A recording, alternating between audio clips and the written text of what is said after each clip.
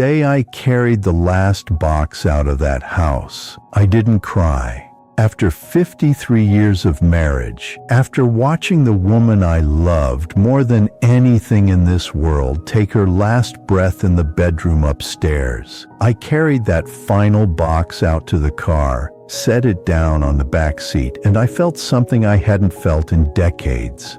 I felt light. My name is Edward. I'm 77 years old. And for a long time I couldn't explain what that feeling was without feeling deeply ashamed of it. Margaret passed on a Tuesday in late October. The leaves were changing, which she always loved. We'd been in that house for 31 years, raised 2 children there, buried a dog in the backyard, repainted the kitchen 4 times because she could never quite settle on the right shade of yellow. It was a full house in every sense of the word, and when she was gone, it became something else entirely. It didn't become empty. That's not quite right. It became loud in a different way. Every room had something to say, and none of it was her voice. The first few months I didn't touch anything. I moved around the furniture like it was sacred ground. Her reading glasses stayed on the nightstand. Her slippers stayed beside the bed. Her coat stayed on the hook by the door. And every single morning when I walked past it, I'd put my hand on the sleeve for just a moment. I'm not sure what I was looking for. Warmth, maybe.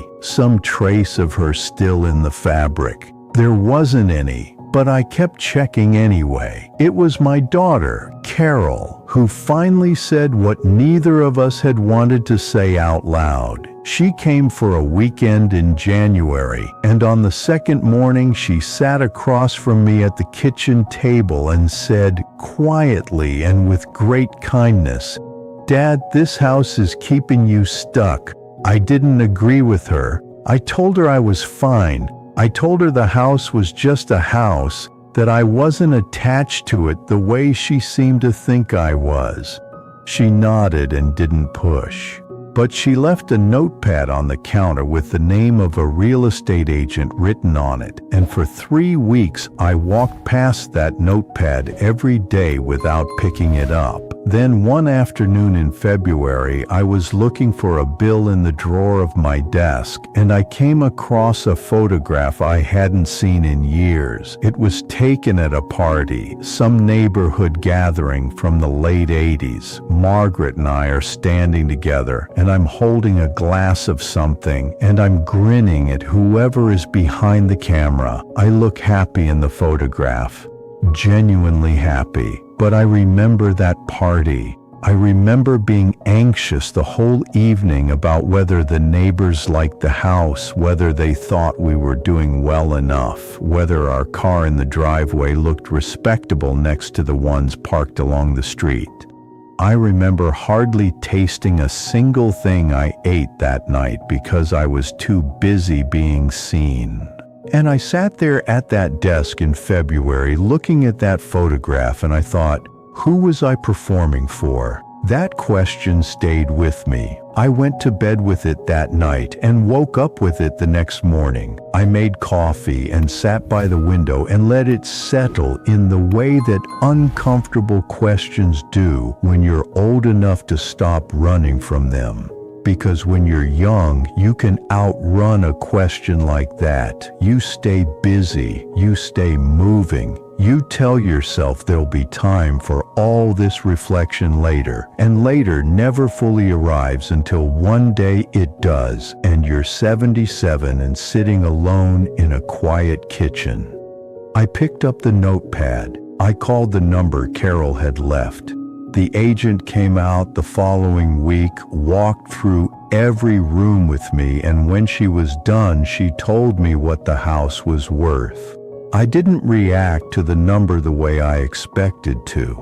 What I remember most about that conversation is looking at the living room while she was talking and realizing I had never actually liked that room. We'd furnished it for guests. The couch was chosen because it looked right, not because it was comfortable. The art on the wall was chosen because someone once told us it was tasteful. I had lived in that room for 31 years and I had never once truly settled into it. We listed the house in March. It sold in 11 days. I want to be honest about what happened next because I think people expect grief to follow a certain order, and mine didn't cooperate. When the sale went through, I didn't fall apart. I sat in the kitchen, the last room I'd left mostly intact, and I thought about Margaret. Not with the sharp, tearing grief of those first months, but with something softer. I thought about who she actually was, not who we had presented ourselves as being together. She was a woman who wore old sweaters around the house and laughed too loud at things that weren't that funny. She kept birthday cards in a shoebox under the bed going back 40 years. She could spend an entire Saturday afternoon watching birds from the back porch and call it a perfect day.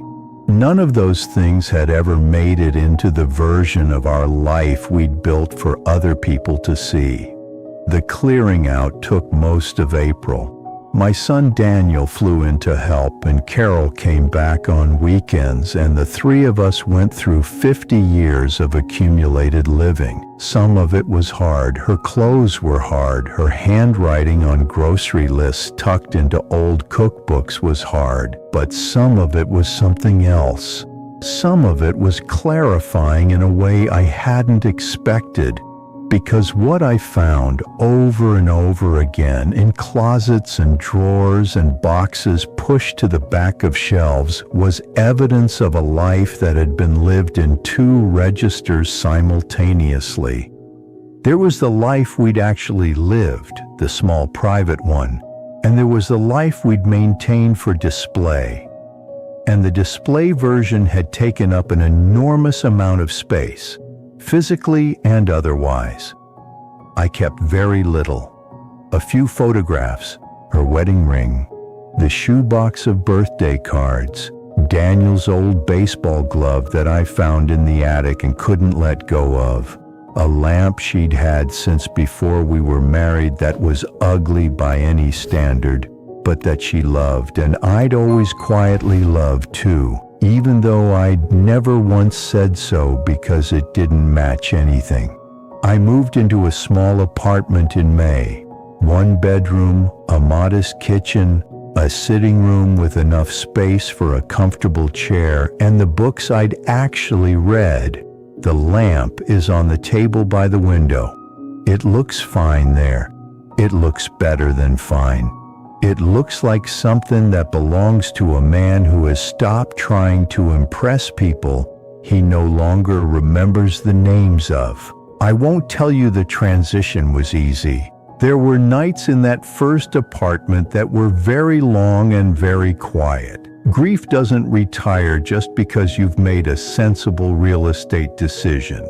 Margaret was still gone, and that loss didn't diminish because I'd simplified my surroundings. But something else shifted, something underneath the grief. I started to feel, for the first time in a long time, that I was living a life that was actually mine. I've been thinking about this a great deal lately, about how much of what we build in a life is built for ourselves, and how much of it is built for some invisible audience that we never stop performing for. I don't think Margaret and I were unusual in this. I think most people do it.